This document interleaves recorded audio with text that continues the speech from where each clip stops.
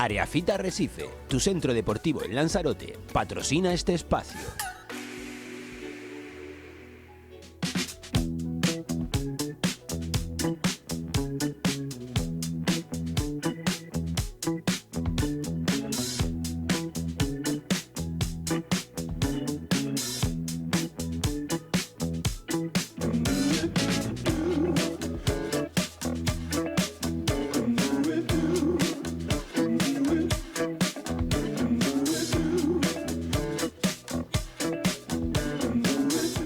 Bienvenidos y bienvenidas al magazine de Biosfera Televisión. Vamos a empezar hablando de pequeñas historias, pero que también se pueden convertir en grandes historias e incluso en un libro, como el que yo tengo en mis manos, que es Memoria de mi niñez. Y tenemos a su autora, María Dolores Morales. Bienvenida. Gracias. Digo que son pequeñas historias, Sí. se han convertido en un libro, y lo que viene a contarnos es su infancia. Sí.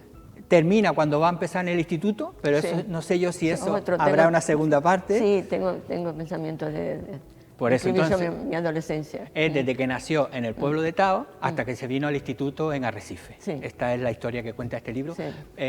Primero, ¿por qué decidió o cómo surgió la idea de escribir Memorias de mi niñez? Nosotros somos una familia bastante numerosa y cada vez que nos reunimos contamos todas nuestras anécdotas. Y yo, como tenía, bueno, se me estaba despertando este gusanito de escribir, y decidí, digo, bueno, a lo mejor voy a escribir sobre las anécdotas y reflejarlas para mi familia nada más. Y mi hermana Carmela me dijo, ¿por qué eso no lo escribes para todos, para el público? Y sobre todo la gente mayor, que le va a encantar de volver a esa etapa y recordar cómo eran entonces. Y pues mira, decidí hacerlo a base de, primero quise la opinión de los expertos, a ver si pensaban que valía la pena, y les gustó. Y entonces ahí Estamos hablando que la pandemia trajo muchísimas cosas malas, muchísimas, pero Sí. trajo algunas buenas. Y entre esas buenas, gente Sí. que tenía tiempo, Sí. y usted ese tiempo lo aprovechó para escribir este libro. Ese fue en esa época cuando yo digo, bueno, pues ya está, voy a escribir el libro. Tengo todo el tiempo, lo que quiera, los errores si tengo que repetirlo varias veces, lo repito, tengo tiempo suficiente. Tiene tiempo y memoria. Y memoria que a medida que iba escribiendo, ¿Le ha servido de me terapia venía todo, entonces? terapéutico total, me venía todo, yo me quedaba sorprendida, pero cosas que yo no recordaba, y a medida que iba escribiendo, ay sí, me acuerdo de esto, me acuerdo de lo otro. Ahí estamos viendo la presentación que tuvo lugar la semana pasada en la Sociedad de Sí, Tao, sí. que había gente, ¿eh? Sí, había gente. Fue muy agradable, muy leyendo el emocionante. libro, claro, estamos hablando de Tao, que hoy día miramos Tao, Sí, pero en su época Tao tenía mucha, yo creo que tenía incluso más vida que tenía ahora el pueblo, ¿no? desde mi punto de vista sí, Ahora alguien me lo estaba comentando, que va Tao y en las calles no hay nadie en las calles, mientras que en aquella época, al menos nosotros estábamos en la calle, jugábamos en la calle. Y allí no recuerdo y la gente con su camello, o su burro, el mismo pastor con su cabra. Siempre actividad. Que si se lee el libro y pones un folio grande, a la medida que vas leyendo el libro, yo creo que se puede ir reconstruyendo el pueblo de Tao. Porque usted va avanzando, está en mi casa, aquí vivía mi vecino, aquí había un muro de piedra, aquí estaba el aljibe. Es decir, que al final reconstruimos el pueblo de Tao a través de nuestra memoria, exactamente, ¿no? Exactamente. Bueno, yo he leído algo del libro, no todo no, pero lo he leído, y he ido cogiendo algunos apuntitos que me llamaban la atención de este libro, porque usted dice para la gente mayor, pero yo creo que la gente joven también puede aprender. Estamos hablando de los años 50, ¿no? Del pasado siglo, que tampoco es que hace 2000 años. Sí. Y Lanzarote no tiene nada que ver, aquella Lanzarote, con las necesidades de agua, de comida, de todo tipo, mentalidad. Es decir, que éramos una sociedad que no tiene nada que ver con ahora, que parece que se nos olvida, ¿no? Sí. Y es conveniente que no se nos olvide. El pasado, las cosas negativas, por ejemplo, sí. Pero las cosas positivas Ahí Creo que es en importante, Tao a lo mejor le echan la culpa a su tío de que digan que son un pueblo de presumidos. Cuéntenos por qué decían que la gente de Tao eran presumidas. Pues la casualidad que fue a un curso del INEM y uno de los estudiantes era de San Bartolomé y cuando yo dije que era de Tao, dice, ah, ¿tú eres de Tao? Digo, no, de Tao. Sí, de Tao, los presumidos. Y entonces me acordé, porque a mí se contaba de que mi tío decía Tado en vez de Tao. Digo, claro, mi tío le dio esa fama de esa presumido fama a de la gente del presumido. pueblo, pero que la gente del pueblo dice Tao. Pero Eso. a mí, o sea, la gente del pueblo para mí de Tao me pareció y me sigue pareciendo gente con una mentalidad bastante abierta. Usted va contando pues historias de la vida, lo que era en esa época, desde la religión a la sociedad. Sí. Por ejemplo, algo que a lo mejor la gente de hoy día no puede entender. Sí. No eran Tao, eran todos Lanzarote. La gente se bañaba una vez a la semana. Sí. No es porque fueran unos guarros, unos cochinos, Sí. no, es que no había agua. Pero es interesante de que ahora nos dicen de coger el agua, no tirarla. Malgastarla, sí. No malgastarla. Y antes había bidet y que no pasaba nada. La gente se lavaba sus partes íntimas y una vez a la semana se duchaba. Sí, el Y no concepto de pasaba duchar, nada. tú te aseabas todos los días, pero el concepto de duchar... Exactamente. Y lo que estábamos haciendo nosotros era simplemente eso, no malgastar el agua, porque el agua era lo único, o sea, para beber, para nosotros, para hacer la comida, estaba el agua. No para regar las plantas, o sea, lo que se plantara en la finca. Una época en la que además las mujeres, el papel de la mujer no es el mismo papel, afortunadamente, de hoy día. Es decir, la libertad de una mujer Sí. hoy día parece, y no era así, es decir, la mujer era sumisa, entre comillas, al hombre, ¿no? Y uno de los casos que usted lo cuenta aquí, también una de sus tías que se quedó viuda, Sí. y una mujer al quedarse viuda, ¿qué hacía? La dependencia del hombre era como parte del régimen entonces y bueno, pues no había nada. Entonces su tía estaba en Tao. Se tuvo que ir a trabajar en Arrecife, en las conserveras, en las factorías, porque no había nada, no había ninguna ayuda. Claro, y no todas las familias se podían costear, porque no hay agricultores, se podía costear mantener a una familia, y además que mi tía tenía el espíritu ese también de salir adelante, de luchadora, y eso, el espíritu ese, Y es se un lo ejemplo pasó a la familia también. de muchas La mujeres de familia. Lanzarote que se fueron de los pueblos, precisamente que vinieron a Recife, bueno, el barrio Sí, de sí, Valterra, sí. todo eso era Sí. de gente que empezó a Sí, trabajar sí. en las conserveras. Sí. Después hablábamos también, que usted también lo relata, del tema de las escuelas, que bueno, que usted hoy día un niño lo entendemos, lo viste, va tan contento al colegio, Sí, y en esa sí. época usted no habla de colegio, habla incluso de las primeras etapas. ¿Cómo le llamaba usted al colegio?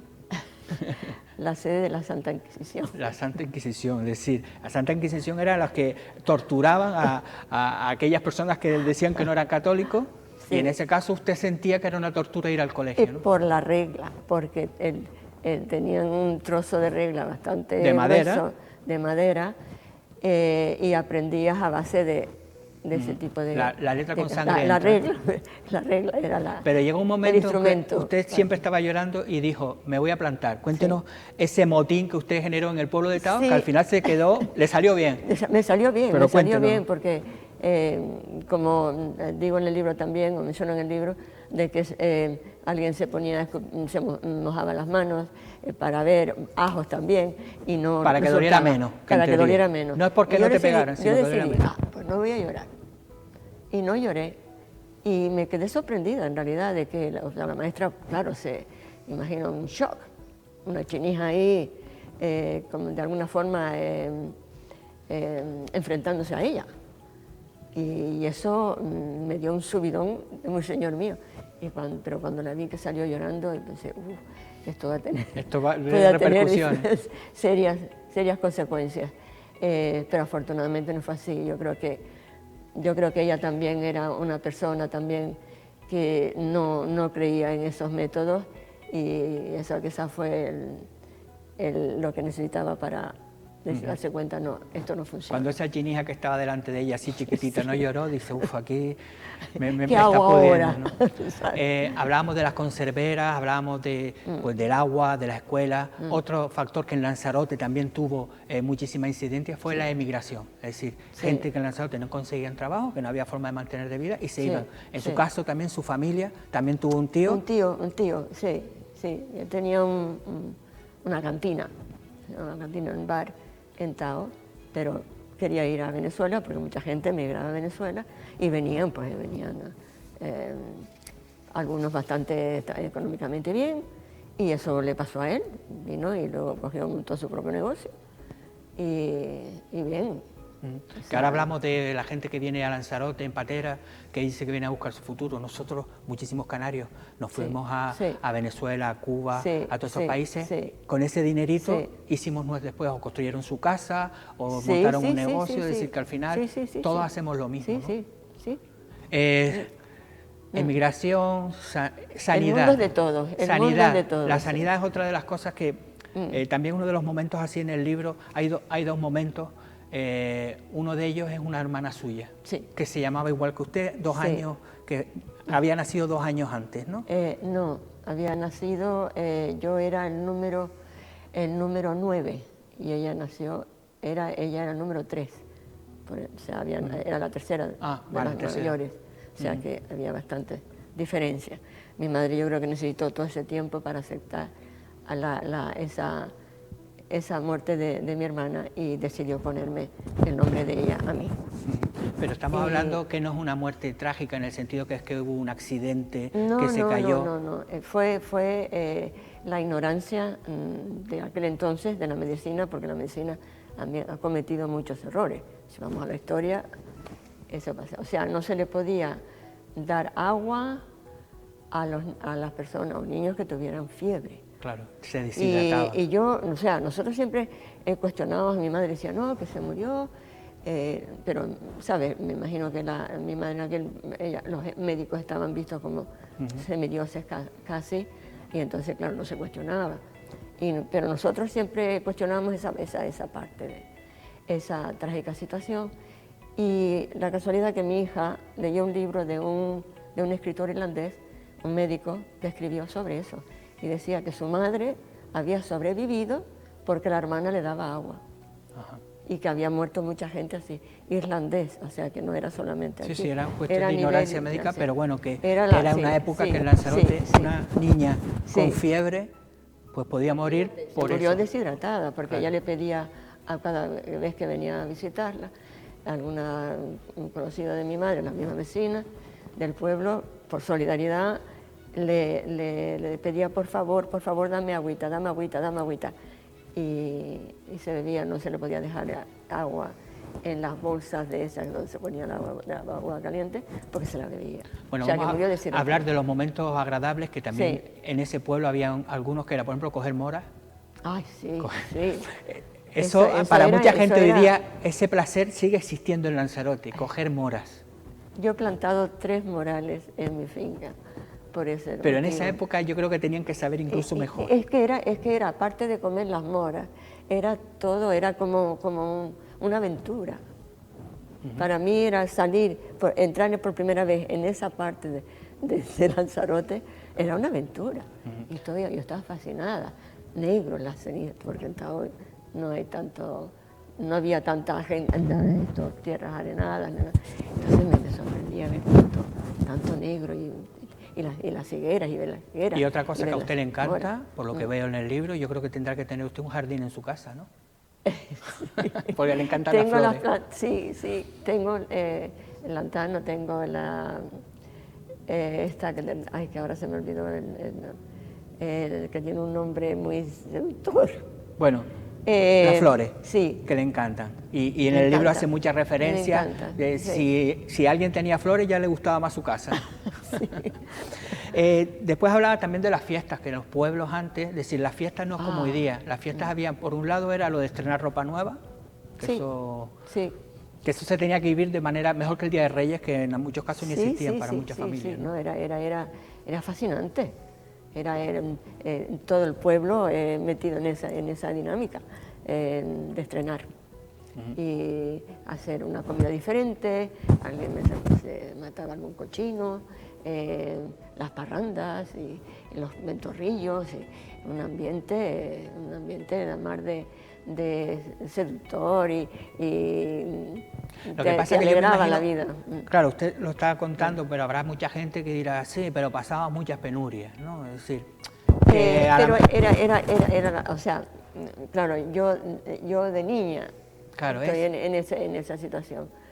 Pero ahí, por ejemplo, la ropa no se tiraba, sino el mismo traje se compraba otra tela y se combinaba y ya se había un traje nuevo. No se tiraba nada.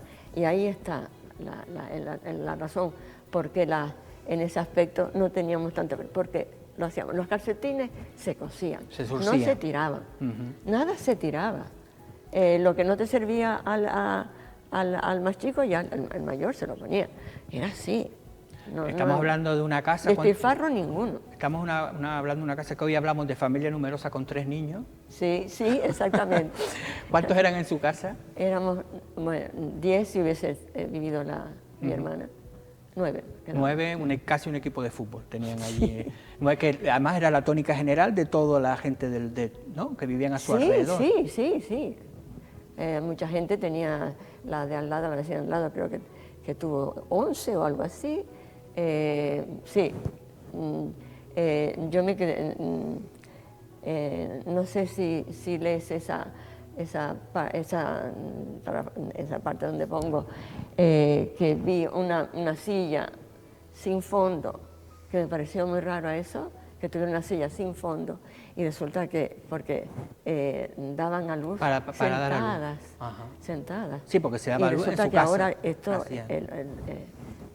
lo están haciendo en algunos países, lo están haciendo, porque al parecer es la forma natural y quizás no. Yo vi un documental donde estaban en una tribu y también estaban teniendo su niño y nada de gritería ni nada, sino ahí tranquilamente, sentada, teniendo su hijo. Y quizás sea por eso, porque tenían tantos hijos, porque a lo mejor no era tan... ¿Y por qué a su padre no le gustaba ir a la iglesia? Porque era republicano, y no tanto porque fuera republicano, sino porque tuvo una mala experiencia de que cuando fue a hacer el servicio militar a la República se encontró con que ya se estaba organizando el golpe de Estado de Franco y estaban obligando los curas, bueno, obligando de una forma diplomática, entre comillas, convenciéndolos de que fueran a luchar por Franco. Y claro, y nada hacemos, o sea, los que quisieran luchar por él, que él era símbolo de muchas cosas, y nadie se prestó a ello, pues mi padre ya, porque empezó ya a hablar en plan duro, si no se ofrecen voluntarios, entonces nos iban a obligar. Claro. Y mi padre ya ahí estaba preocupado y afortunado porque pensaba que mi madre iba a quedar, si tenía que ir, lo obligaban a ir, pues ya mi madre iba a quedar con los niños ahí.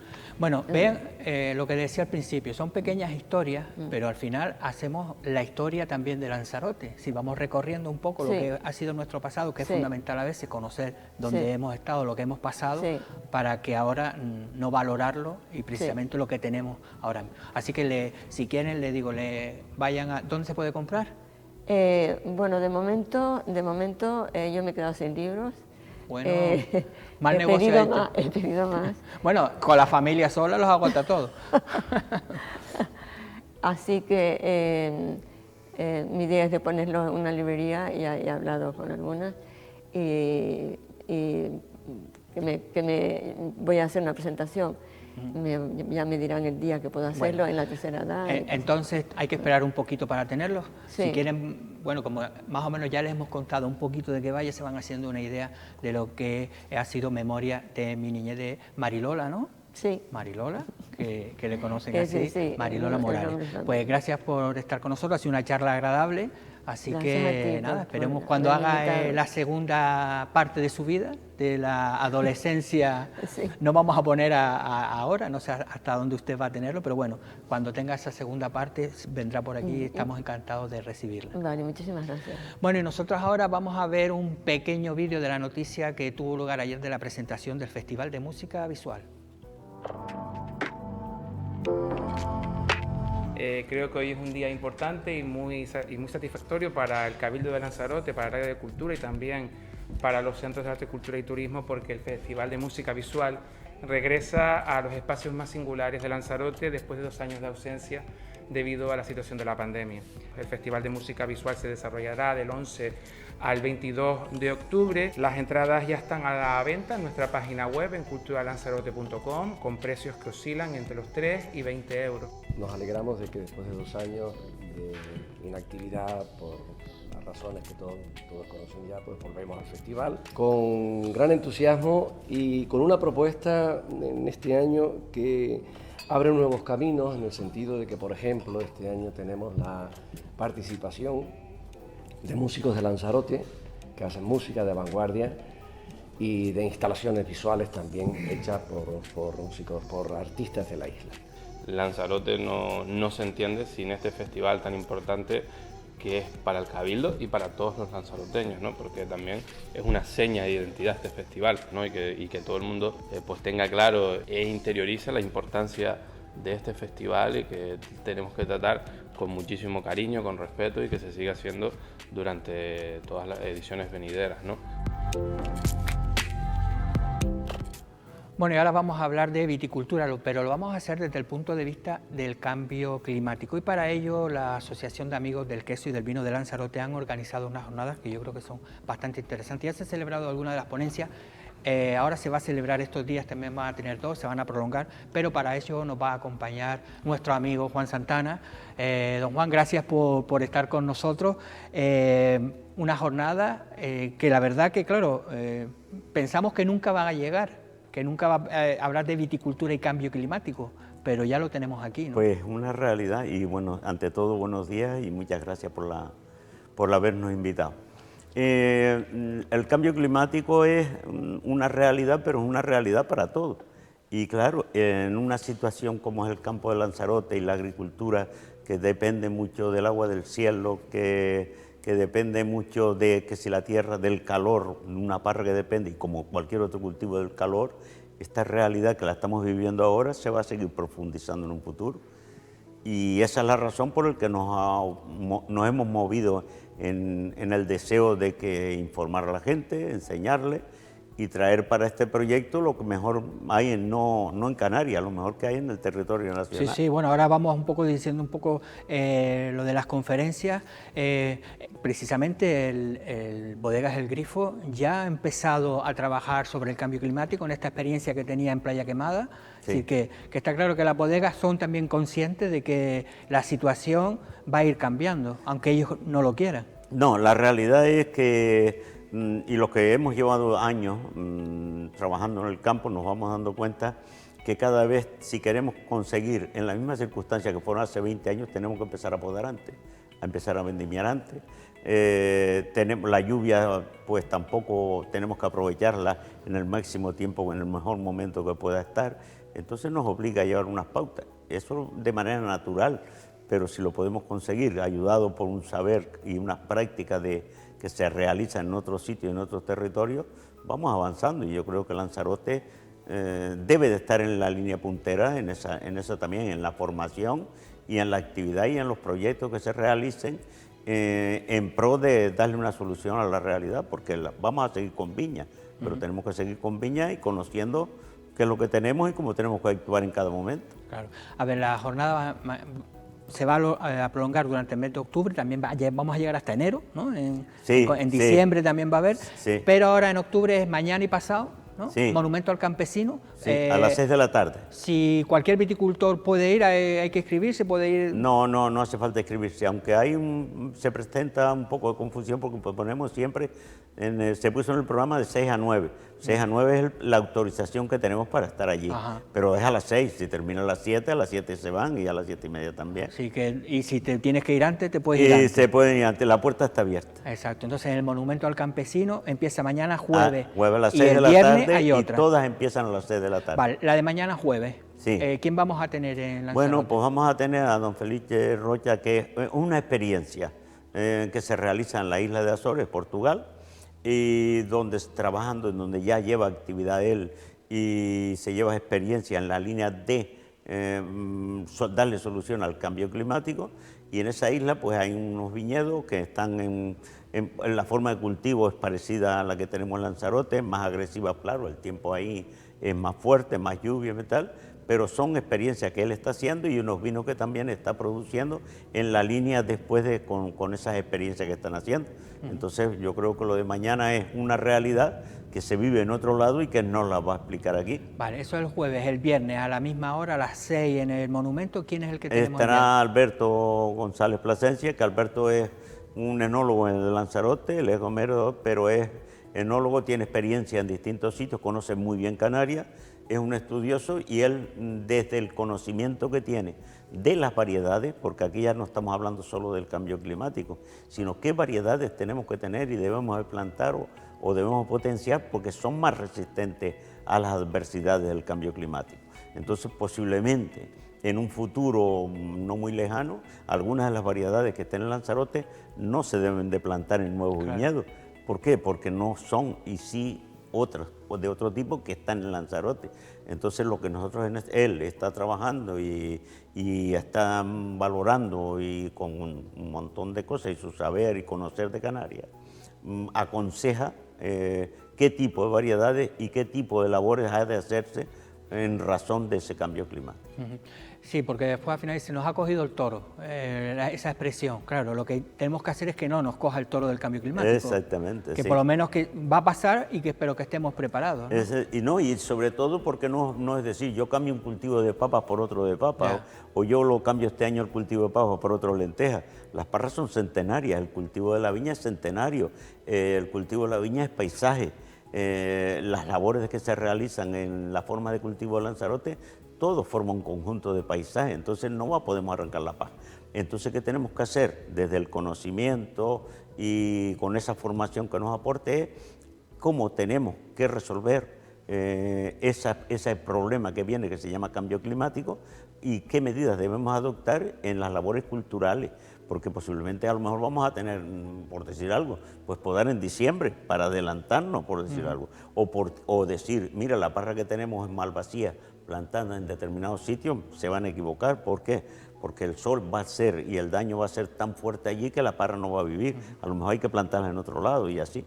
Bueno, tenemos esta semana, después del 20 y el 21 de octubre, hay otras dos más. El 20 es José Peñín, que Sí. es una figura conocida a nivel internacional. El del libro de Peñín, exacto. Ajá. Los puntos, José Peñín es normal, bueno, es una autoridad no solo en España, Por es eso digo una que autoridad en el mundo.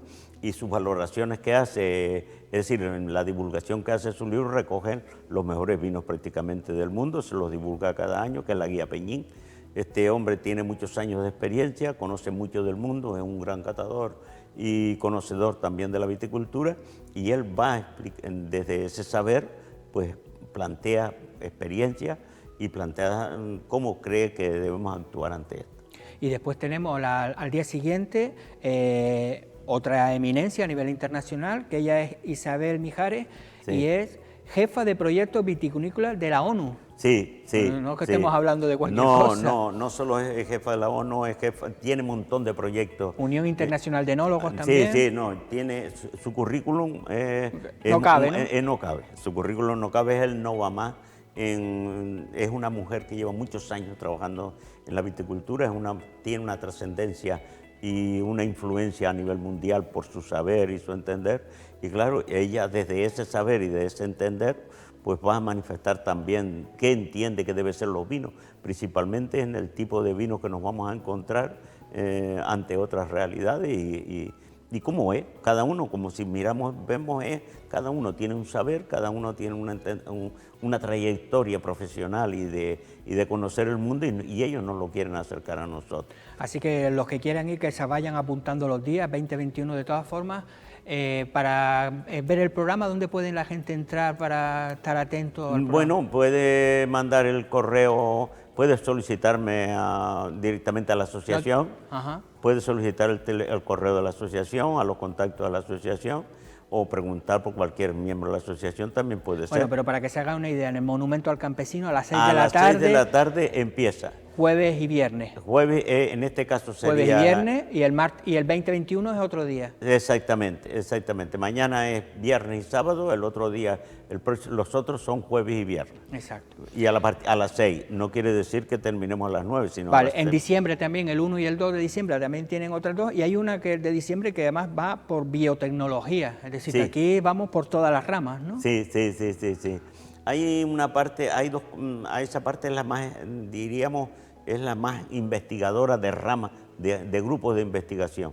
Una es la que trabaja en el tema de las variedades de uva, ese proyecto que se lleva en Tarragona, que es Rovira Virgil, la universidad que ella en Lanzarote es conocida por los proyectos los trabajos de conocimiento de variedades a nivel mundial y a nivel también de España. Y por lo tanto habla de variedades, comportamientos de variedades, tipos de variedades y todo esto. Y después teníamos la otra conferencia, que es el ITC, el Instituto, que habla de aguas. El Instituto Tecnológico de Canarias. De Canarias, que habla de aguas. Esa también es algo muy importante, porque es una parte que quedaría incompleta dentro del proyecto de formación de la gente, porque cada uno va hablando en distintos terrenos, pero la investigación no puede estar ajena. En este caso sería la parte última de las dos últimas conferencias, y el ITC también sobre agua. Y después ya hay que esperar hasta el año que viene si queremos probar los buenos vinos. Los buenos de Canarias. Que eso es la Asociación de Amigos del Queso y del vino de Lanzarote. Ese va a ser el momento más esperado. Exactamente, para Reyes. Eso es para es pasar el día los Reyes. 13 de enero, ¿no? Exacto. También va a ser en el Monumento al Campesino. En el Monumento al Campesino también. Y ahí probaremos los mejores vinos dulces de Canarias. En esa sí hay que inscribirse, claro, por para lógica, saber el número de personas. No, porque hay que comprar un número en razón de las asistentes. Ajá. Y hay que pagar también una parte.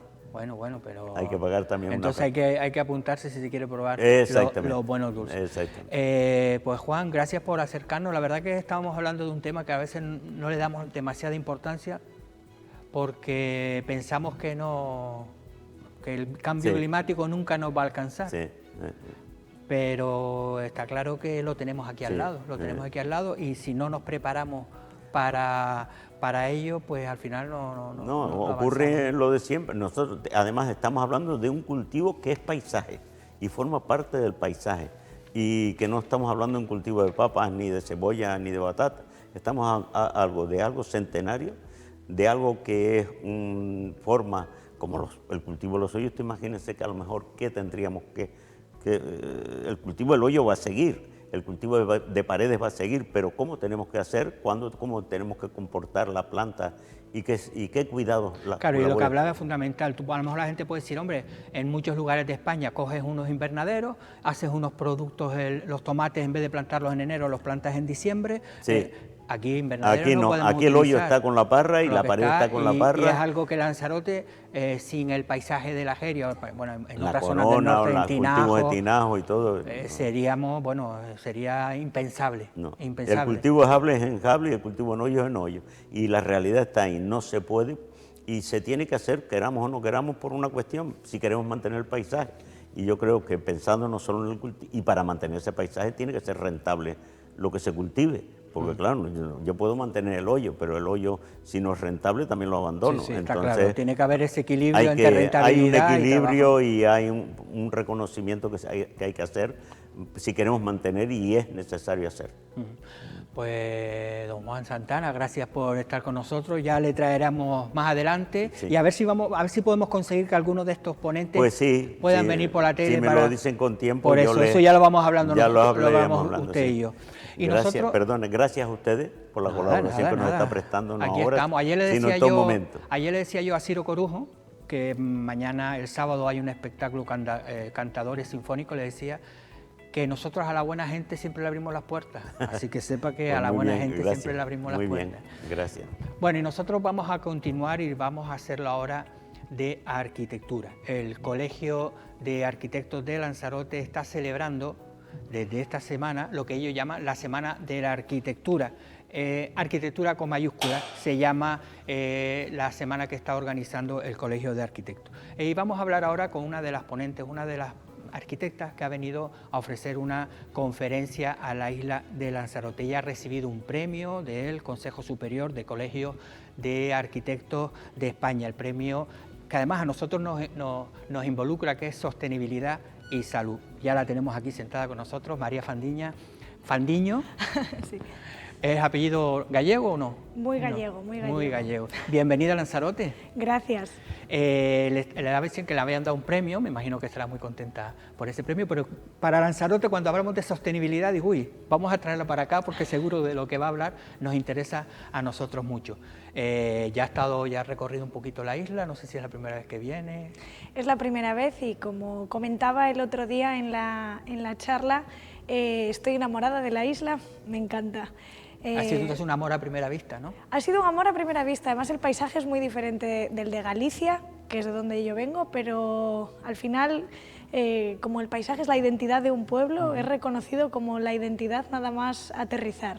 Es que a veces yo creo que los arquitectos, o desde mi punto de vista, pierden la perspectiva de dónde está la casa, dónde está ese proyecto, dónde está esa obra que quieren hacer. Usted es paisajista también, arquitecta, pero yo creo que esas dos cosas tienen que estar unidas, y en la carrera seguro que se da, pero si no está unida yo creo que una obra pasa desapercibida, ¿no?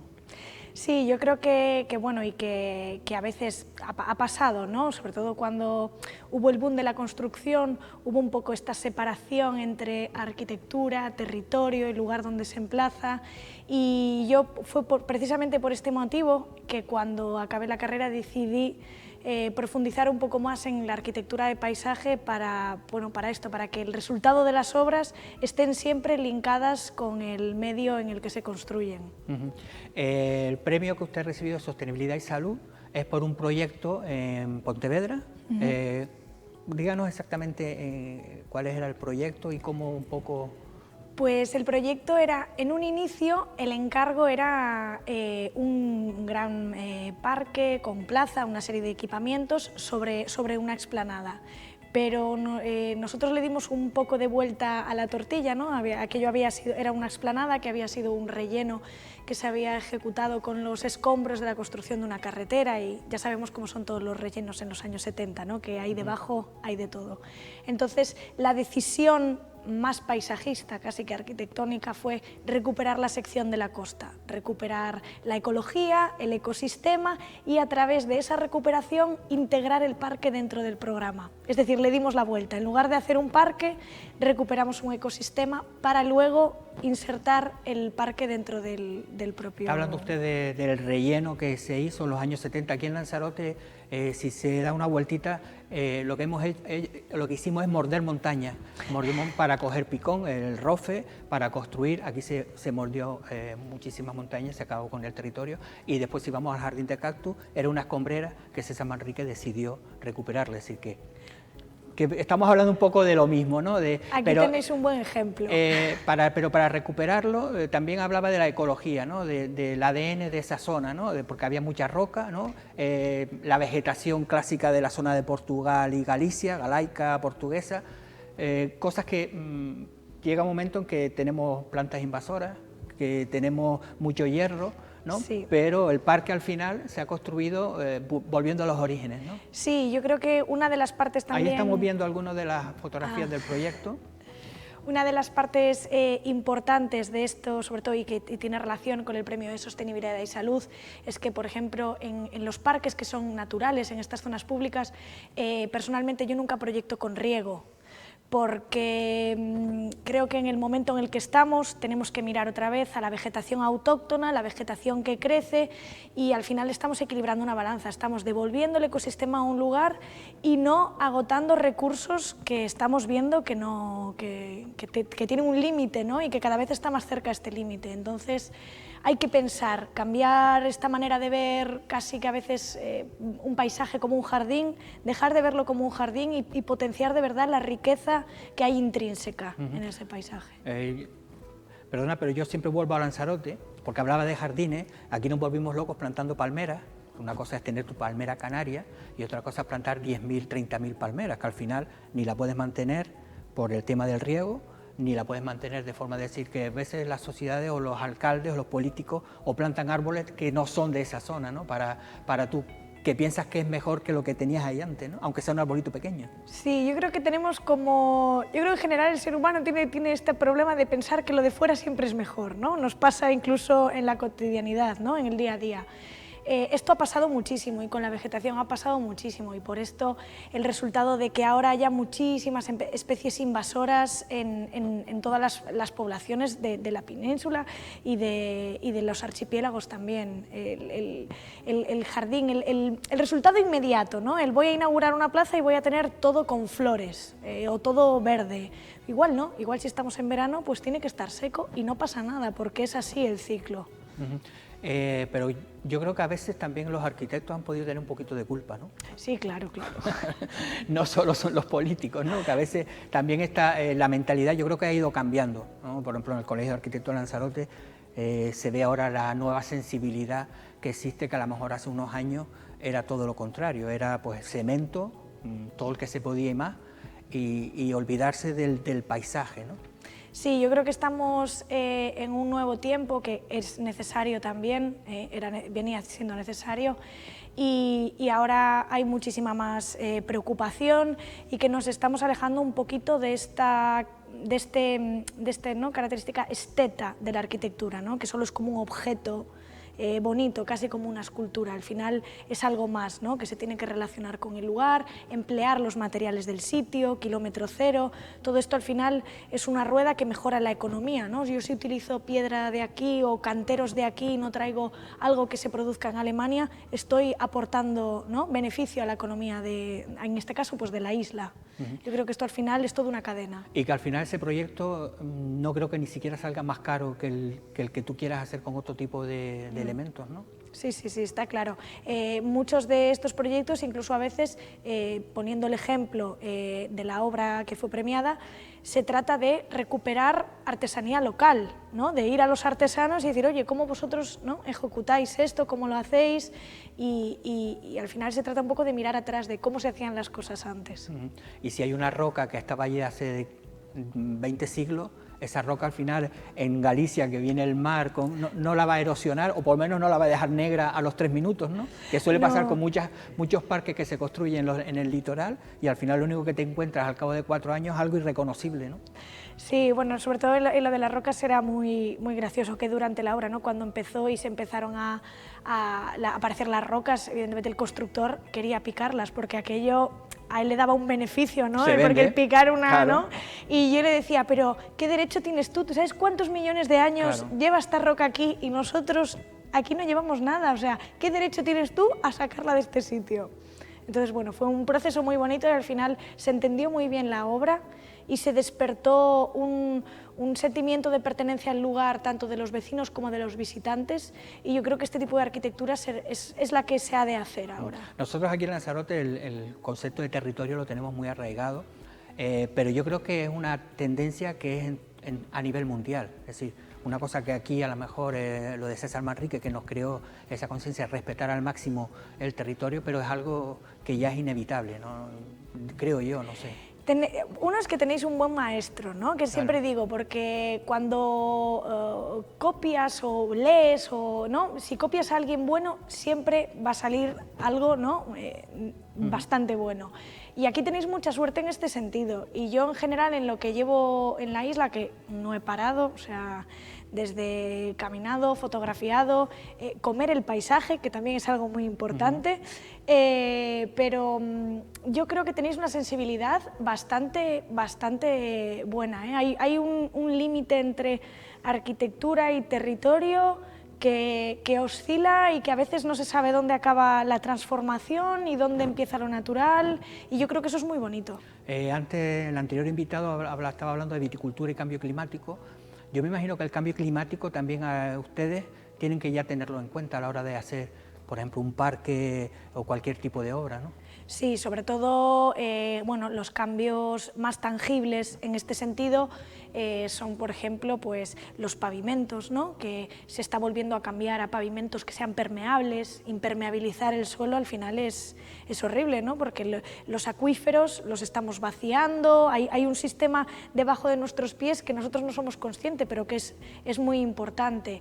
Pavimentos permeables, volver a recuperar espacios de sombra natural. La sombra de un árbol no es lo mismo que la sombra de una pérgola, ¿no? Porque tiene una humedad, hay un confort térmico mejor, trabajar mucho con vegetación, volvemos con materiales de kilómetro cero para ahorrar costes de transporte, todo esto que sea ecología, cambio climático, plantas y sobre todo en vegetación que ayudan al desarrollo de otras, todo este tema se tiene en cuenta, y sobre todo la falta de agua, que yo como gallega lo tengo muy presente. Claro, lo iba a decir, nosotros aquí hoy voy a volver a todos mis invitados. Mi primera invitada hablaba que en Lanzarote solamente se podía duchar una vez a la semana porque no había agua. Entonces el agua era para otras cosas y ducharte, pues no, te lavabas un poquito, pero no te duchabas.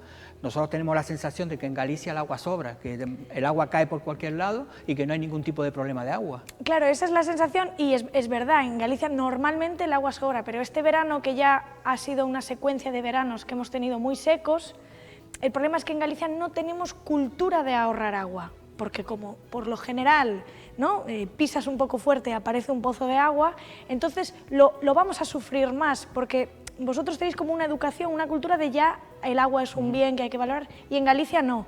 Entonces esto es más preocupante porque no hay una cultura, de decir, oye, cuidado, no puedes regar 3 veces al día, allí regamos, bueno, cada día lavamos el coche, no sé cuánto, ¿sabes? Es como una cultura de que no falta el agua, y lo pasaremos peor por esto. Era sostenibilidad y salud. No sé si el parque tiene algo que ver con la salud. Yo creo que la salud, pasear, la salud yo creo que es por los materiales que se emplearon para ejecutar el parque, ¿no? Porque hay otro tema también en la ejecución y en la elección de los materiales, que son materiales que no tengan muchas emisiones, cuyo proceso de fabricación no haya contaminado mucho. Es todo una cadena al final. Y la salud de pasear por esos atardeceres que seguro... además el título del proyecto, dilo otra vez porque me gustaba. ¿Cómo era? Explanada del Horizonte. Del Horizonte. La verdad que te quedas ahí como diciendo... Yo he estado recientemente en Asturias, pero bueno, en la zona esa también, yo creo que de Galicia, con esos acantilados que aquí no estamos acostumbrados a verlos, que pensamos que siempre lo nuestro es lo mejor, pero que en Galicia tiene que ser espectacular sentarse. Seguro que hay un banco mirando al horizonte, ¿no? Hombre, hay un montón, porque como toda la costa, mira, hay un montón. La verdad es que es espectacular, pero bueno, ustedes aquí no se quedan cortos, ¿eh? Bueno. Unas vistas espectaculares. No, pero que me refiero a eso, que esos parques en mitad del acantilado, ¿no? Que con esa visión al horizonte, al mar, al océano Atlántico, que eso tiene que ser también salud. Sí, claro. A veces parar, ¿no? Y como digo yo siempre, tener esta toma tierra, poder incluso descalzarte y tocar un pavimento que no sea artificial, yo creo que es sana. Pues María, gracias por compartir un poquito tu proyecto, que como yo decía al principio, pues en Lanzarote todo lo que huela, sentamos a sostenibilidad, pues lo traemos para acá porque siempre se aprende. Aunque esté en Galicia, siempre hay cositas que se pueden aprender, porque al fin y al cabo conservar el territorio es universal, ¿no? Sí, es nuestra identidad. Bueno, y a todos ustedes les emplazo aquí mañana para contarles nuevas historias.